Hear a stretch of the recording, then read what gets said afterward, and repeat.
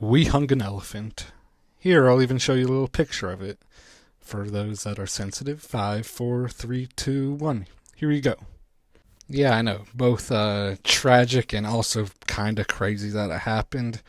If that alone is enough to satisfy your curiosity, then go ahead and leave.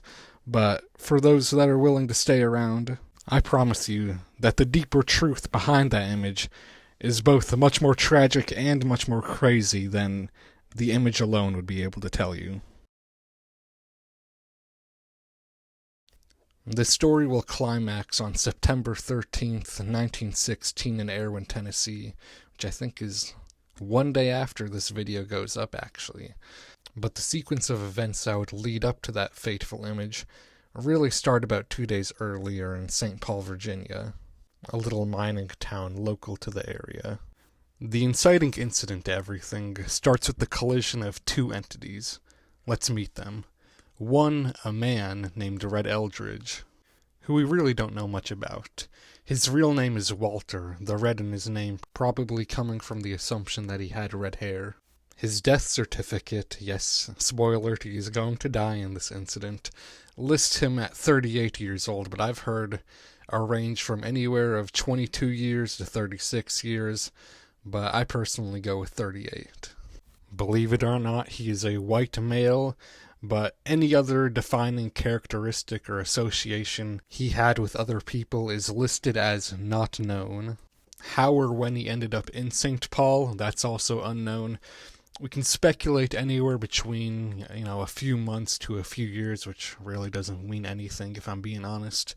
As for how he got there, I'm going to take the assumption that, like many of the other more unfortunate homeless people of the time, yes, he was homeless, he hitched a ride on a train and just prayed that he got somewhere where there was some opportunity. Somehow, someway, he ended up in St. Paul, and for an undetermined amount of time he worked as a hotel janitor there. I and many others speculate that he was probably unhappy with his circumstances there.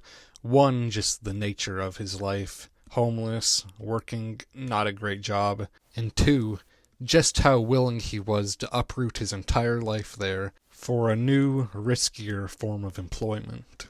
Employed by who, you say? Well, let me introduce you to the Sparks world-famous shows. Founded by John H. Wiseman in the 1980s, who would later change his last name to Sparks for branding purposes. He had made a very small circus, and I mean so small to the point where I don't even know if I want to call it a circus, but over the decades they slowly and surely grew. I believe their history was actually quite interesting, but that's kind of out of the scope of this video. The important part is that by 1916 or so, they had grown into a pretty good-sized level competitor for the industry.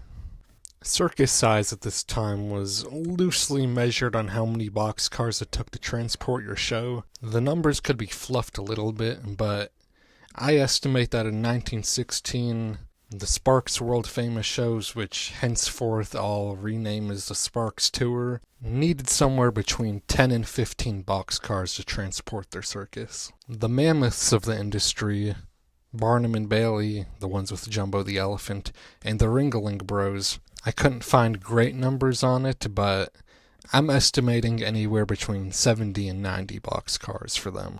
Even the Spark Circus's main regional competitor, the Robinsons, is estimated at 40 boxcars. So these guys were just big enough to be known, especially in the small towns where they mostly visited, but they stayed mostly at a competition with the big guys. Like any good American, I'm going to try and compare these to fast foods for just a perspective on it, and for consistency, I am only including burger joints.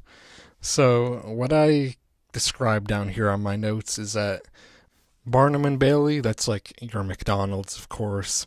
Ringling Bros, that's a good number too, that's like Wendy's. The Robinsons, I listed that as, Culver's, that's the one in like the Midwest. And for the Sparks Tour, I put that as Steak and Shake, which I think that's an insult now. Most people I know have like heard of it, but nobody I know has gone to one before. The reason I chose them specifically is that, to my knowledge, a lot of their advertising kind of revolves around being a bit more humble, being a bit more down to earth of a restaurant, which is a tactic the Spark Circus used a lot, which we'll get to here in a minute. Before we get to that, though, I want to describe you what the Spark Circus supposedly had in it. I can already tell this is going to be a little painful to edit, but here is a list of every animal that showed up in their advertising at least once. Polar bears, lions, chimps, tigers, zebras, hippos, brown bears, elephants, leopards, camels, seals, giraffes, ponies, and dogs. As for human performers go, they never fail to mention to you that they have 20 funny clowns always on standby. They have a concert band there, and for male and female positions, they have riders, presumably on a variety of animals, aerial artists, leapers, tumblers, which I never actually looked up what that was, gymnasts, and stuntmen. All that stuff is nice. But the thing that really brought in money for that circus was the unfortunate elephant you saw hanging earlier in this video. Although now she is remembered in tragedy and infamy, at the time she was simply referred to as Big Mary. Purchased in 1898 by John Sparks, age 4, she quickly became the star of their circus, and is always kinda remembered as the family pet of the Sparks. She is advertised as 3 inches taller than the famous Jumbo the elephant, which you might have heard of. One source I saw said 10 inches, which is just no, stop that. And her weight is claimed to be over 5 tons or 10,000 pounds. All wrapped under the phrase, the largest living land animal on Earth. Her price was valued at anywhere from $8,000 to $20,000, or in 2024, anywhere from $230,000 to $577,000. She was apparently well trained and capable of a variety of skills, including being able to play music, stand on her head, and even play baseball. Also, the image that should be on screen right now, I swear this picture was like in my dentist's office as a kid. It isn't important at all, but I had to mention it here. I believe it is also important to mention that she was not the only elephant in their show.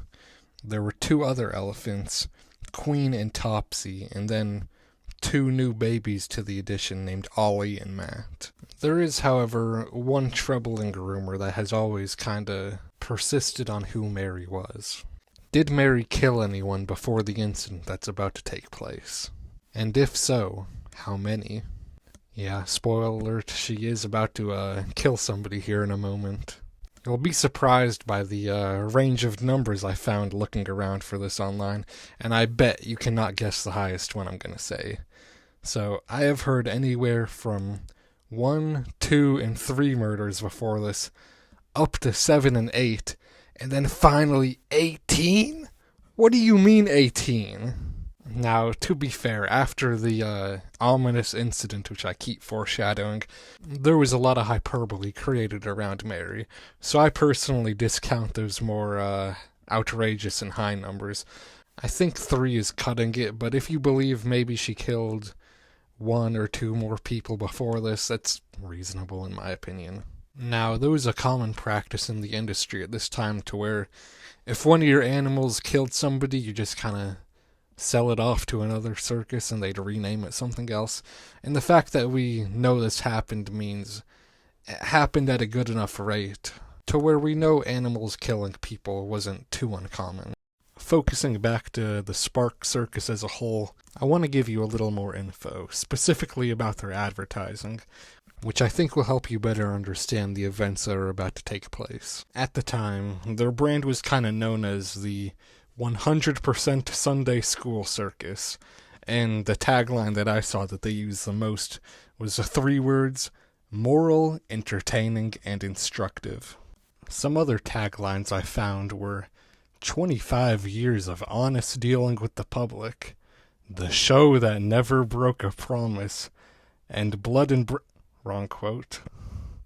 Grim foreshadowing aside, I did find some other neat stuff, like this $1,000 ticket, equivalent to nearly $30,000 in 2024, which will be handed out to anyone that can prove, quote, that this show tolerates, harbors, or carries any form of graft, gambling devices, games of chance, or any other scheme whereby the public is cheated in any manner whatsoever. Now, I don't know to what certainty they actually were willing to pay these out. I can't find any records of it, and even if they did pay one out, I don't think I'd be able to.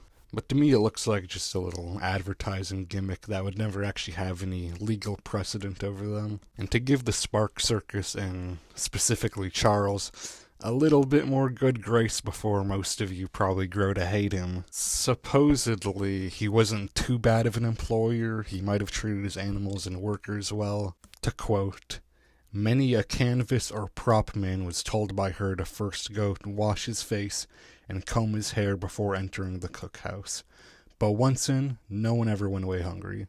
Likewise, every man was paid his due wages in full and on time, and there was no record at any time of any incivility, on the management's part toward either employees or the public. Sparks ran that kind of show. That's from his obituary, by the way, so really take that with a grain of salt. Their work schedule was pretty packed. They worked 6 days a week, Sundays off. But they also only worked the months between April and November, so they got 4 months off a year. Think of it like a more extreme teacher schedule. In the town he did winter in, which just means where he hunkered down for those off-season months. It was, I think, Salisbury, North Carolina. They always spoke pretty fondly of him from what I was able to find, and they said he was a good addition to the town. Other than that, the only other thing, if you'd call it that, I could find is more of a vibe that I got that in the circus industry, Sparks was kinda, despite being smaller than a lot of his rival competitors, they always kind of spoke of him as like a gold standard, specifically in how you'd like professionally run a circus. Now, considering the reputation circuses have nowadays, that could either be a condemnation to you or a thing of praise to you. I'll let you figure that out. With our information needs now met, and yes, a lot of that is actually going to be pretty important later on in this video, let's go back to St. Paul. Like I said, a very small town. Even today the population is just over 1,000. And on September 11th, 1916, the Spark Circus is passing through there. Now, it was pretty typical for some employees to come in beforehand and put up some advertising signs, so maybe Red was mulling over this for a few days beforehand. But as far as we know, on the day of, he met up with an elephant trainer for the circus by the name of Paul Jacoby, and miraculously, or suspiciously, he got assigned to work with their star elephant, Mary. Now, from this point onward in the story, I'm going to be trying to come at it from the position of a hypothetical observer who only has access to what you would see in the moment. So if you're very familiar with this case, and I mean very familiar, and you see me leave out a few details, I'm going to get to them, but only in the time when the people involved in the case would have realized it. Now, I'm going to warn you, there are a lot of discrepancies in this case, so you're going to hear me say a lot of ifs, whethers, ors, eithers, all of that stuff. Some of it is kind of trivial, but I want to give you all the possibilities that could have happened. So, here's the inciting incident. In Kingsport, on the following day in a nearby town, Mary was either being led towards a watering ditch, got distracted by a watermelon rind, both of those or neither. And by both of those, I mean she was being led towards a watering ditch and got distracted by the elephant rind. That's what I subscribe to personally, mainly because you see a lot of people saying both accounts, and that kind of marries the two together in a way that I believe. It is also genuinely possible that none of that happened, and it kind of just got made up and it stuck. But due to the sheer volume of all the accounts, I'm going to assume at least some part of that is true. And upon Mary doing this, Red Eldridge either leading her in front of her or on top of her, yes, literally everything in this case has some sort of discrepancy, he, with a bullhook, It's a tool that's got like a hook on one side and a little pointy end on the other side. It's kind of like a shepherd's rod if you've seen one of those before, but with the capacity to be a little bit more extreme. In native sources, I've also heard it referred to as an elephant goad, but in India, where it originates from, it's called an ankush. Anyway, in response to Mary's meandering, Eldridge, with a bullhook, decided to do one of the following. Poke her in the ear, which is a particularly sensitive spot for elephants. Poke her in the mouth, which actually has some later implications, which we'll get to. Straight up smack her on the head, hook her around the trunk, or he just prodded her somewhere else. I've seen some people theorize that this might have just been spontaneous, but I can't really find any account of the time that doesn't have some sort of first contact by Eldridge. So I personally don't put too much stock in that idea. And in retaliation to that event, Mary pretty quickly and pretty gruesomely just straight up killed him. Her attack featuring some of the possible events: lifting him up in the air, trampling him, goring him, throwing him against a building, specifically a drink stand apparently, stomping on his head, and once finished, just kind of hovering over his body a little bit. Now, all of that seems pretty possible to me, aside from the goring him thing. Believe it or not, we're going to have a whole another separate issue about this later, but the kind of elephant Mary is, a female Asian elephant, they don't really have tusks. They can have things called tushes, which are like basically just tusks but smaller, but also not that well equipped to actually gore anything. Small historical differences aside, there were two things clear to all observers. Eldridge was dead, and Mary killed him. Immediately, the crowd went into a fight-or-flight reaction. Many fled, fearing that she would inflict her rage on the rest of the crowd, but some attempted to try immediate retribution. Some in the crowd started chanting, "Kill the elephant! Kill the elephant!" over and over again, and like any good American, some immediately took to their firearms. Local blacksmith Henry Cox fired 5 shots at her with a .32-20, and the local Sheriff Gallahan took 6 shots at her with a .45. Being an elephant, this of course did nothing, and she just kind of stood there, soaked in some of the bullets, and the efforts of these people was mostly in vain. According to most retellings of the story, soon after this, Charles rode in and eventually was able to calm her down, but what happened after this kind of diverges a little bit. The two possibilities are actually kind of so different that it kind of confuses me, since there is just no overlap, so one of them has to be a lie. First is the more popular version, is that Mary was arrested by the local mayor and sheriff of the town, staked her outside the county jail, and a little crowd formed around her, anxiously watching. And two is that she was just straight up allowed to play in the circus that night, I know. And in the performance that night, she supposedly, in anger, tore off the coat of a circus manager, which was the final straw for a lot of people in the circus. Even outside Kingsport, there was pretty immediate consequences to what happened. The story of Just Red's death spread like wildfire across the region. In the newspapers of the surrounding towns, she was given her infamous nickname, Murderous Mary. And there was this collective agreement among a lot of the proximate Appalachian towns that if the circus still has Mary with them, you're banned. The Johnson City staff, a newspaper from the city they were supposed to visit the following day, probably gave one of the most famous accounts of this case. She collided its trunk, vice-like, around Eldridge's body, lifted him 10 feet in the air, and then dashed him with a fury to the ground, and with the full force of her beastly fury, is said to have sunk her giant tusks entirely through his body. The animal then trampled the dying form of Eldridge, as if seeking a murderous triumph, then with a sudden swing of her massive foot, hurled his body into the crowd.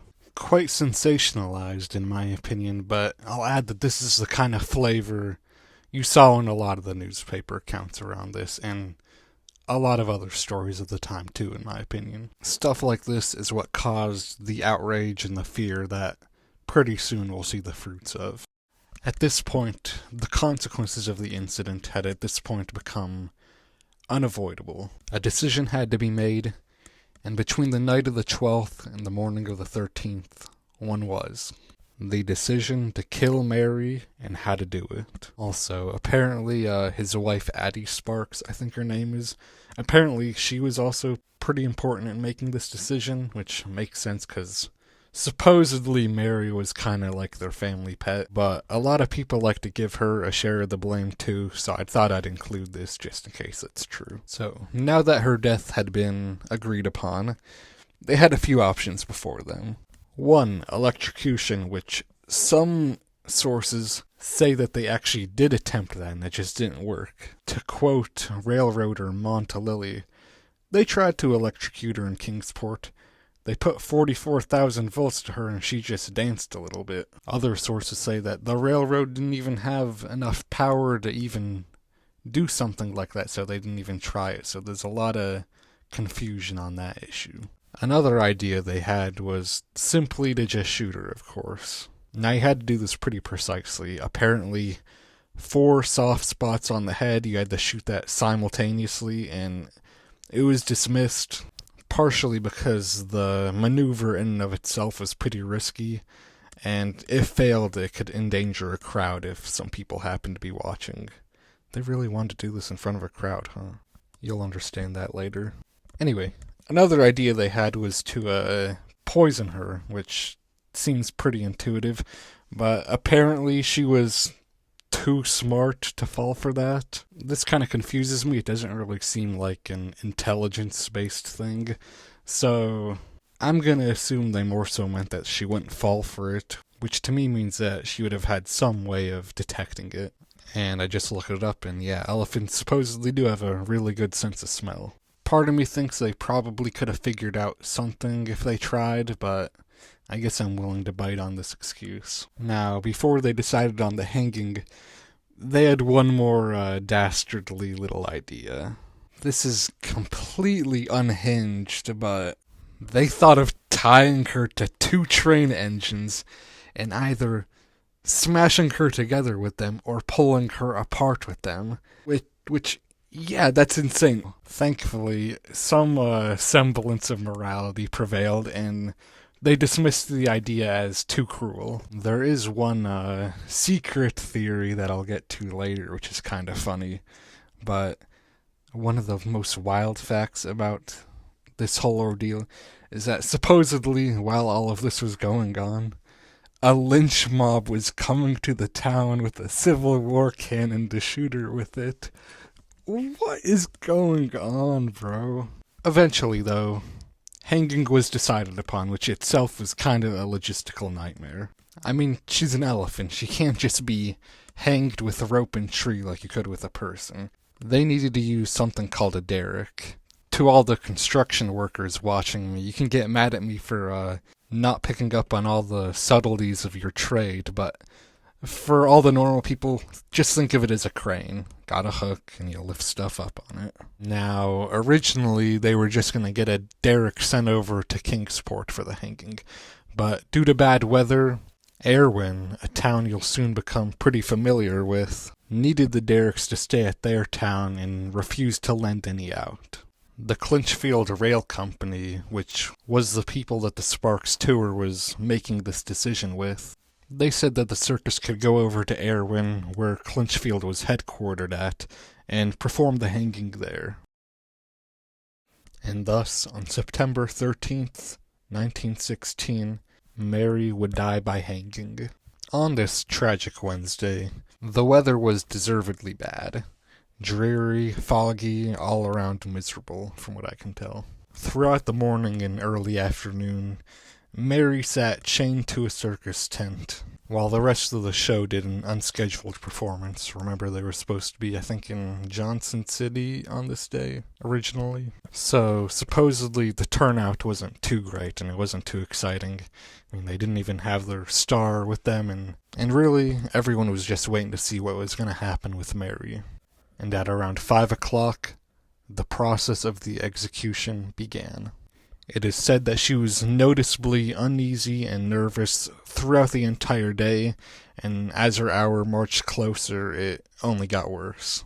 To start with, and to show a much-needed moment of humanity during this case, the normal derrick operator that would have done this job, he declined to do it, and a man named Bud Jones took over, and he's someone we're going to hear from a bit later on. So I just thought that might be important to say. The crowd that showed up to watch her, the size of it varies a lot in different accounts. I've heard numbers from 1,500, which, for perspective, the Erwin population of that time was around 1,500, but I've heard 2,500, even up to 5,000, which is a lot. And the crowd itself probably had a good mix of the local Erwin population, probably some journalists from a few towns over, and I guess curious or angry tourists. The execution began as Mary and her 4 other companion elephants marched toward the derrick, trunk to tail. To elaborate on that a little bit, it was a formation where they'd all stand in a line and they'd hold each other's tails with their trunks, and it was something they regularly did in performances.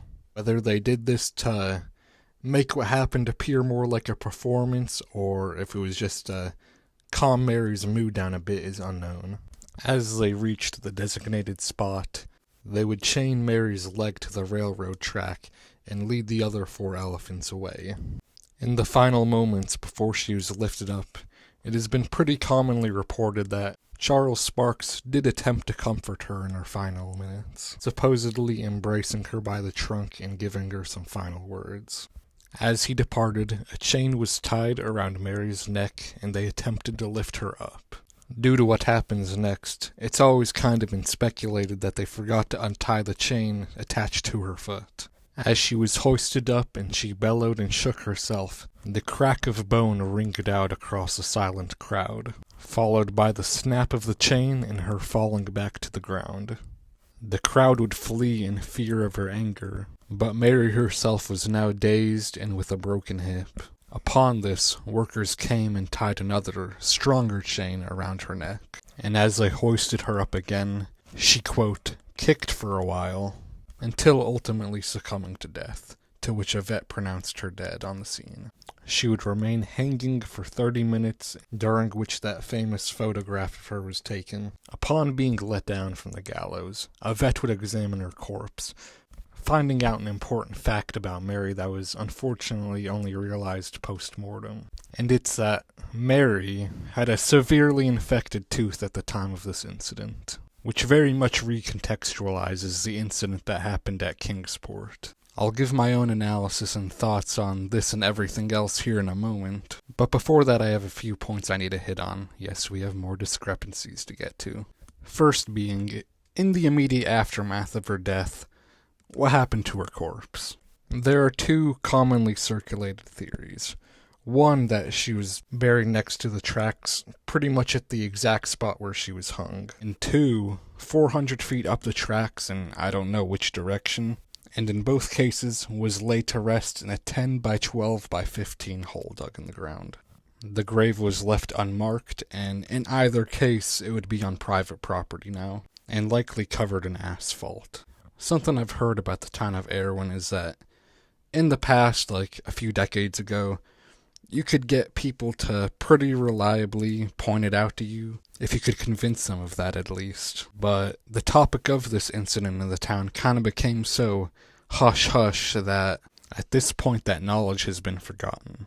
Some other notable things about this is that at some point, apparently some archaeologists wanted to come and dig it up and got denied. I only ever found one mention of this though, so I'm not really sure. And that sometime after she was buried, perhaps even the night of it, some grave robbers would come and try to steal her tusks. To quote eyewitness M.D. Clark, they dug down that night and cut her tushes off.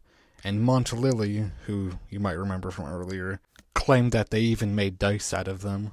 See, I told you tusks would show up again. To refresh you, female Asian elephants can either have tushes or no tusks. However, even in the photo of Mary hanging and all other past photos that I think I can find of her, I'm not sure if those photos are actually Mary or not, since, to be honest, all elephants kind of look the same to me. Anyway, in those photos, Mary has no visible tushes. so I personally suspect that these stories are fabricated. On the subject of those photos, though, specifically the one of her hanging, I have yet to mention this yet, but there's actually been a whole debate over whether that photo is even real. The Argosy magazine, the publication it was originally sent to in the first place, they rejected it as a fake. However, every single source I've seen so far kinda has this consensus opinion that it is real, although probably due to weather conditions, the photo is touched up a little bit. Me personally, I have no stake in this. I have no knowledge about how you would determine if it's real or fake, so I'll be honest and say I'm just kinda going with the general consensus on this. Now, to one of my favorite things about this case, and hopefully something to continue lightening the mood of it. You know how I mentioned earlier that Sparks may have had a little mystery option on what to do with Mary? This is this is that. I bring you what I have dubbed the Mary replacement theory.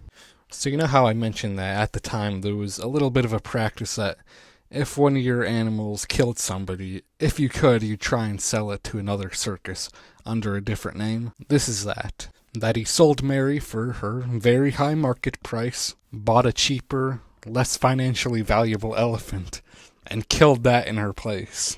Great, now he gets to save money and his beloved elephant at the expense of another elephant. Which, no, he did not do that. These events took place in about less than a day of each other, and to my knowledge, the elephant market in Tennessee wasn't exactly booming at the time, so I don't think he was able to switch him out at a moment's notice. The theory is funny and dumb, but I've heard people legitimately mention it, so I had to mention it too. Thank them. And I think that's all there is for the events of the story, really. Now, after hearing all of this, the biggest thing that runs through most people's minds is, who do we say is at fault for this? And in response to that, I have developed what I call the blame ladder, a chart that I think pretty accurately determines the responsibility that certain parties played in the tragedy that occurred during these 2 days. And thus I ask you to ascend this ladder with me. That way you too might be able to see what I think is the truth behind this case. The higher you are on the ladder, the more your responsibility was in this case, and the lower you are on the ladder, the more of a victim you are in this case. And as a general rule of thumb for this graph, is that as people get more information and think more about this incident, they will trend towards blaming the higher and higher levels. And occupying the lowest rung of this ladder, we once again will be focusing on Mary. To blame Mary for everything is the instinctual caveman response, which, if you were to see everything in the moment, I totally get, to be honest. If, as far as you can tell, you just see something spontaneously kill one of your fellow humans, we are wired to remove or flee from that threat. The issues arise when you try to ascribe a sense of, guiltiness or evil to Mary, which she can't really even be capable of because she's an elephant. This creates a situation that, if she can be contained, instead of being immediately killed by those understandably trying to stop her except with just a more lethal force, then now those people that are seeking justice can't really get that because an elephant can't be morally culpable for something like this. Of course, people are still going to try though. And in cases like this where the people do blame her and they are able to kill her, that is just a vain imitation of justice, not actually justice. And all of this really does is just create an actual injustice. And I think people have realized this and especially honed in on that second part there as we removed ourselves from the immediacy of the moment and the story became more clear overall. And as more modern people in their head have labeled it as an injustice, that original blame which was put on Mary is now being distributed on the people who caused the event. And being the person of closest proximity, Red Eldridge has historically taken a lot of the blame. Because, technically, if Red Eldridge hadn't spurred Mary towards violence by doing whatever he did, and I personally ascribe to the theory of him hitting her in the tooth, then, this whole incident never even would have happened in the first place. If she hadn't killed him, then the townsfolk would have no reason to kill her. And for this reason, Eldridge has kind of been labeled as evil a lot of the time. And believe it or not, me personally, I don't even really hold this against him. Let me elaborate. As I said earlier, Eldridge isn't really someone we know much about. And due to that, there's not really any examples we can point to of other instances of his character. You can say maybe he's a bit of a risk taker, but that's it, and that's kind of irrelevant to this. A lot of the folklore around him is kind of this like slimy, cranky, rude little scoundrel. And I have a suspicion that a lot of this comes from a novel that was written about the story called The Day They Hung an Elephant by Charles Price. I haven't read the book, it's kind of expensive, and the budget for this video is a hand-me-down laptop I have, but a lot of the sources that describe him that way use his book as a source. Not to dump on that guy. I want to buy the book one day since I'm just so invested in this case at this point. And I understand there's a certain amount of creative liberty in the dialogue and character traits that you have to give an author when he's writing a story like this. And from what I've come to understand, the author, he's a local and he did a lot of interviewing for this book. But I couldn't find any information about Red's character that I didn't think was inspired from him directly. So for that reason, I've chosen not to really count it. After researching this case as much as I have, to me, Red just seems like an extremely desperate guy who's willing to take a risk and ultimately found himself in a deceptively unsafe working environment. If I, for example, was, a new, fresh hire for a circus, something I had no knowledge or experience in, and I had the knowledge that an average man in 1916 would know about elephants, I'm probably dead too, to be honest. I could see myself making that exact kind of mistake. Oh, the elephant's going the wrong way. What do I do? Tap it on the head. Boom, I'm dead in like 10 seconds.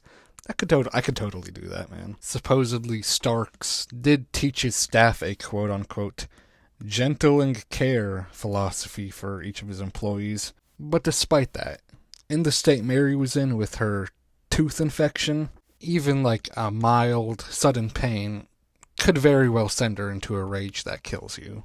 It doesn't even matter if you really hit her in the tooth or not. Something like that can put an animal in such a sour state that any annoyance you might make they might just take out their frustration on you. You don't know. So I personally can sympathize with Red.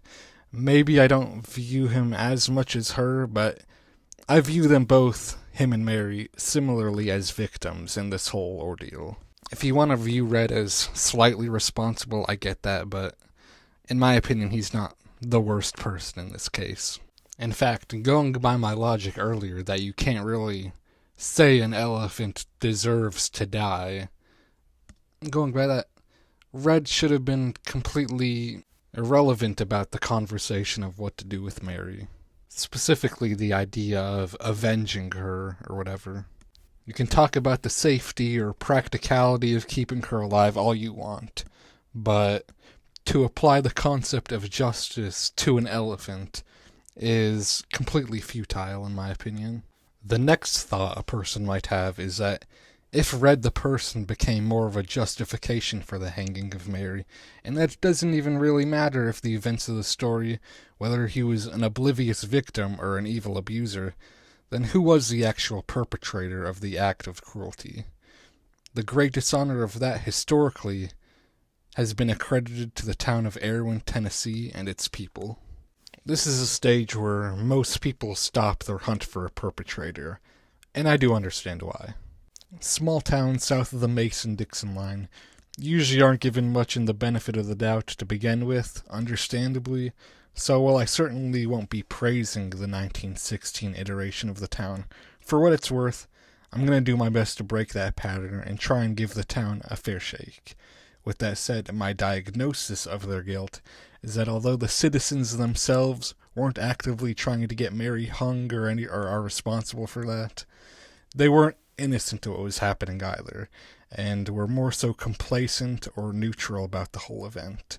which in my opinion is just kind of how most people work about this kind of stuff in general. You get some people who are like, that elephant was evil and deserved to die. And you get some people who are, more empathetic and sorrowful about the whole situation. But most people, they just kind of mind their own business and try not to let it bother them. And what happens over time is that you slowly become aware of the injustice over the years, and then that kind of guilt sets in, leading to it becoming one of those, like, you're not supposed to talk about that kind of stories, that I feel like a lot of small towns have. So, well, in the moment, I feel like a lot of the observers probably felt that they weren't really involved in this. That feeling goes away after long enough, and you're left with a kind of guilt. So, while I think the town themselves would actually tell you they were guilty if you went there, I myself don't view them as the most responsible. If you believe in guilt by association or proximity, okay, but the guilt of the doer is always worse than the guilt of the watcher. So let me at least explain why I don't think they were a doer. For me, it comes down to two factors. One, who made the decision to hang Mary and Erwin? And two, the local pressures operating inside and outside of the town. As discussed earlier, the Circus decision to hang Mary came first, and the decision of where to do that was decided after the fact. Erwin really had no skin in wanting Mary to die, as far as I'm aware. It was really Kingsport and the surrounding towns that the Circus were planning to visit, and they wanted her killed before that. The decision to kill her in Erwin, to my knowledge, was exclusively organized by the Circus and Clinchfield Rail Company, who was headquartered in Erwin. So as far as the citizens themselves go, they likely had no idea Mary would even be hung until the morning of, or perhaps not even until the actual performance started. I'd personally rather not judge a town, even if most of the citizens there are employees, for something a residing company does in them. Another important factor that I believe goes unnoticed is the possible population disparity in determining who is actually watching. The estimated population of Erwin around this time is around 1,500 if my information is correct, and there are reports of the crowd numbering anywhere from a little over 1,500 to 2,500 to even over 5,000 attendees, which is something I said earlier. So even if you take the medium estimate, then that shows that this situation might have been more out of their hands than we realize. Now, the conservative estimate is just as valid, so I do want to emphasize that the crux of my defense for Erwin doesn't lie on these grounds. I just thought it was a neat bit of supporting evidence to show. The big reason that an elephant was hung in Erwin is because many outside pressures converged on the location of Erwin. So, although I don't hold them responsible for orchestrating the actions, I do recognize that for a long time now, and probably for many years and beyond, they will be wrestling with the conscience of the guilty observer. I do hope for the best for the town, though. I don't even hold the residents of the time as that responsible for it, so especially for those in the town now, I hope this reputation and condemnation of them passes on. With that said, despite Erwin still being a bit of a punching bag for those that have loosely heard of this case, those who research it enough, especially a lot of the local Erwin historians, are willing to give the town the good grace that they were caught up in something bigger than them. And upon hearing this, most people, seeking for an actual, willing and malicious perpetrator, focus their blame on this next entity. We have finally arrived at the final boogeyman of this case, the Sparks world-famous show's Circus, and the head of the beast, Mr. Charlie Sparks. The debate around how we should think about Charlie Sparks, in relation to him choosing to hang Mary, to me ultimately comes down to how we define what his responsibilities are and what his intentions were. There is no room for discrepancy on how involved he was in her death. Between the night of the 12th and the morning of the 13th, he made the decision for her to be hung, and organized with Clinchfield Rail Company to do it in Erwin. To me, that is pretty clearly recorded. I am interested in why he made the decisions he did. I think my first question to support my eventual conclusion on the matter is, was Charles an intentionally evil person? There is a very deserved stigma against circus owners, especially the later you go back in time, to a degree where even the profession he is in can kind of count as evidence against his character. But to give him some benefit of the doubt, outside of the scope of this specific incident, I can't personally find any other evidence to suggest he was a tangibly worse person than any other random person you'd meet. In fact, most of what I found of him was contrary to that. Most of the reporting and evidence I found relating to him described him as quite pleasant, and he ultimately appeared to be a sympathetic person to me. Bear with me here. And in the end of my journey with this case, I ultimately did suspect that I do believe he actually had a love for Mary. Bear with me here. When I first began loosely looking into this case a few months ago now, I didn't think in the end that I'd find myself saying that, and don't worry, I will get to my not so nice things to say about him soon, but there is a point I'm trying to show here, and it has a greater significance to my later grand message about this story, if you'd call it that. To begin, you might have forgotten this by now, but earlier in this video I mentioned that Charles was John H. Sparks' adopted son. Well, that doesn't cover the fullness of the story. In the 1980s, after his father died, and he was anywhere between 6 to 8 years old, he was working as a street performer to support his widowed mother. In time, his mother developed severe tuberculosis, and John Sparks, who at this point was a family friend, agreed to adopt Charles. My point isn't to give you some sort of sympathetic villain backstory. This isn't even really that tragic for the time.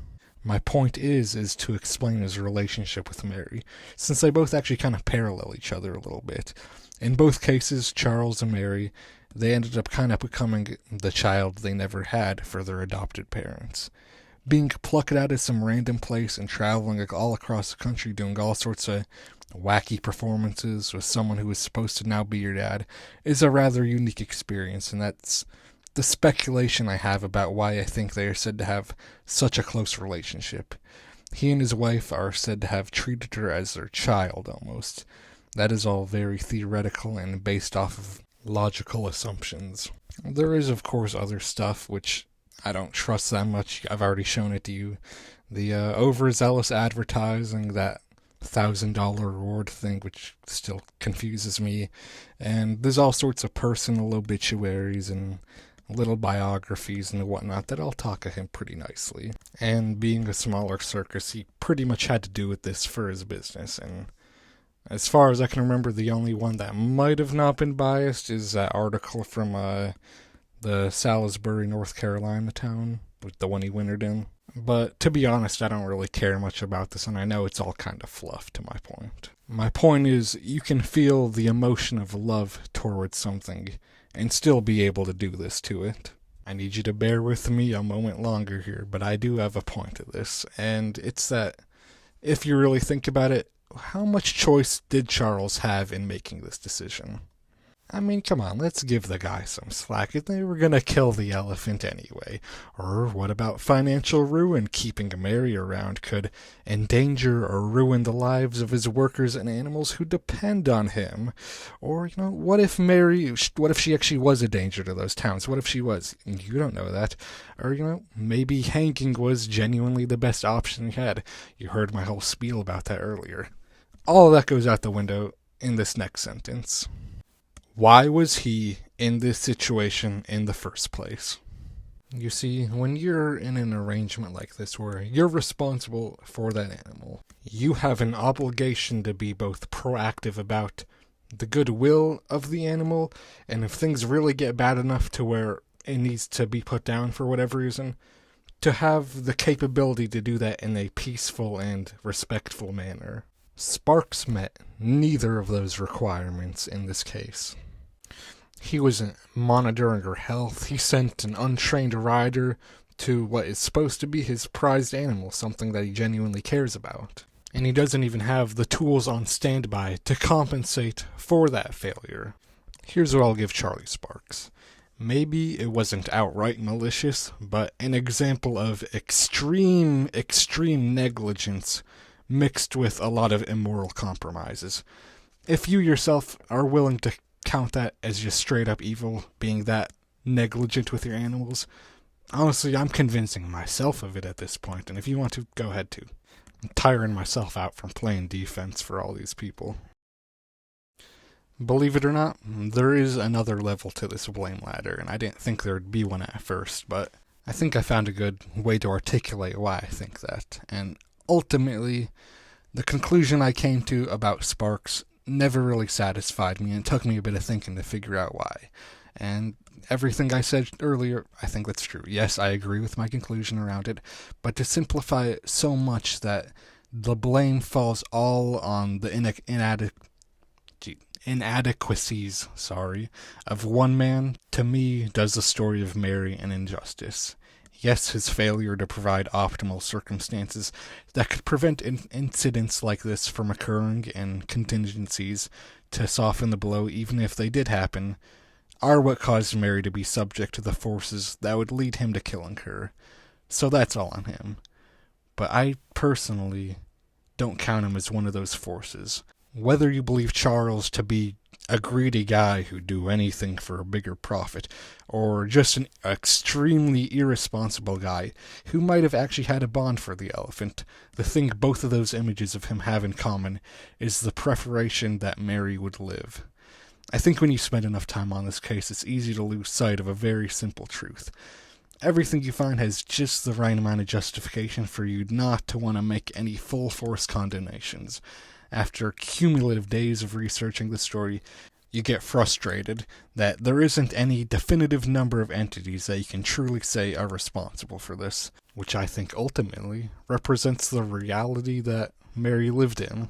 I can say Sparks should have done this or that Red or the citizens of Erwin could have acted like this, but I believe that is missing a major point. From the moment Mary crushed Eldridge's skull, she would never again have a place in the world. I'll be honest that I'm kind of going off my own intuitions and perceptions reading this, but whether it is a random citizen of Erwin or Kingsport or a newspaper reader in Chicago or Baltimore, they, unlike us, had no reason to attempt or justify or deliberate over what they could have done or what they should ideally do.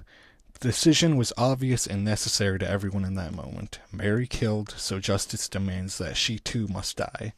It was simple, although I, as an American, recognize that my values are derived from them. I also recognize that their values are different enough to where the concept of justice and responsibility in relation to their animals was so incredibly different from ours that no matter what anyone could have done or what anyone individually would have preferred, societally, that was what they wanted for her. They wanted her to die. To prevent that would have been plainly contradictory to their world's entire framework. And don't get me wrong, it feels incredibly lame to end my video off with like, oh, it's society's fault, society bad, whatever. I know, lame, but I genuinely cannot think of any iteration of events that could have occurred in which Mary lived other than the Mary replacement theory. I'm never going to stop bringing that up. Anyway, I think that's actually all my personal thoughts on the matter. I have one more thing if you care to stick around, and it's about Erwin Today and how they're doing. I describe Erwin's culture in relation to this issue specifically. I don't really know anything else about them. And it is the struggle of, should we forget this into the past or remember it into the future? And I, from afar, I feel like I notice a little bit of a divide on this issue. For the older generations, at this point, they're honest enough about that, the fact that it happened. They don't really deny it, but they don't want to talk about it either. So there's still that element of shame that just keeps persisting. But in the newer gen, it seems like they're all mostly honest about it, but there is a divide of that in and of itself, where you see like people accepting it. They're more willing to talk about it. And there's another crowd that kind of seems frustrated that they receive the blame for it. So they're willing to talk to you about it and acknowledge that it happened. But it's coming from an angle of injustice. So it appears to me. I've never been anywhere near that town, but I'd like to go. If you want some local opinions on this, here are some recommendations I have. Now, the people who are actually dealing with this and talking about it regularly. So there's the book, The Day They Hung the Elephant, which I mentioned earlier. I think I want to buy it one day, but the funds are low. By Charles Oden Price and illustrated by Randy Hodge. If you saw those neat little illustrations earlier in the video, those are by him. And there was an episode from the historic Knoxville News podcast on this. I think it's like half an hour. Another little podcast I found about this was something from the Student Podcast Challenge, which is apparently something that happened in 2019. There's an episode you can look up, Murderous Mary and the Rise of Erwin, that had some good info in it, and you get to hear some local opinions on the matter. It was made by like some 11th graders at a place called Elizabethton High. But one of the biggest things happening in Erwin relating to Mary is something called the Erwin Elephant Revival, and it began in 2016, 100th anniversary. It started when they commissioned some local artists to paint 8 elephant statues, which would go for a total of $8,800, and they'd be displayed on Main Street. And how it worked is they had a little auction, and they'd sell them off. And by 2020, they've raised a total of $60,000, and it's going to the Hohenwald Elephant Sanctuary. It's, I think, a little south of Memphis. So, overall, things seem to be going well in Erwin, and I hope you have the goodwill for you to be happy about them for that. And I personally hope their image heals. I have a little bonus thing for you to laugh at if you stayed around this long. And it's a thought process you had about that famous image of Mary that I've probably showed so many times throughout this video. When I first saw that image, there's, that sense of tragedy, but there's also that sense of awe that, like, wow, this sucks, but it is really kind of impressive that we were able to do that. And early on into my research, I found another image, which should now be on screen. And that kind of recontextualized my whole thoughts about this case. It went from being something impressive to just a simple ganging up on something that was relatively helpless. I bet you're going, well, that's not particularly funny. In fact, that's quite profound of you to say. I'd say, of course, thank you for that. Thank you for thinking I'm so profound. But here's where it gets funny. That photo isn't Mary. We did it twice. This is not the first time that this has happened. I don't know what to say to you guys. This was like the final bit of info I found out about this case. So I thought everything was in order. I had all my notes. Everything makes sense. And then I find that this happened again, and it completely throws off one of my theses about this video. Okay, I'm going to give the elephant some respect and tell you its story, I guess. So, the elephant went by the name of Sport, and from the photo, it obviously looks a bit smaller than Mary. I dismissed that initially because, why would there be another photo of a hung elephant? But the elephant weighed 2 tons, and the original story that was put on about it was that it was like some rogue elephant and it killed a trainer or something, and that's why it was hung. What the truth is actually kind of sad, if I'm being honest. It was just roughhousing around with another elephant who was one of its playmates, and it got tipped over and it broke its spine, and the vet recommended humanely that it be hung, which crazy, that's the humane method. And the other elephant, it died of a combination of either sadness, heart failure, alcohol poisoning, or old age. Man, I'm done with this case now. I'm finally done. Woo! I'm gonna try and be pretty brief recording this outro because I gotta go edit this afterwards. But thank you for watching. I don't know how long this is gonna be. Maybe I think it's over half an hour at this point. What else? Yeah, honestly, just thank you for watching. I hope I was able to return something for the time and attention you've given me. I hope you laughed at something or thought something was interesting. That's really all it. Thank you. Maybe I'll upload sometime next week. The story I'm looking into is something about sailors mistaking a monkey for a Frenchman and hanging it or killing it. That's the only sentence I have about it. I haven't looked it up yet, but if there's some meat to it, maybe you'll see that video in a week if you subscribe to me. So, yeah, thank you for watching. God bless. On Google Maps, they named Mary's burial location a pet cemetery. Why did they do that, bro?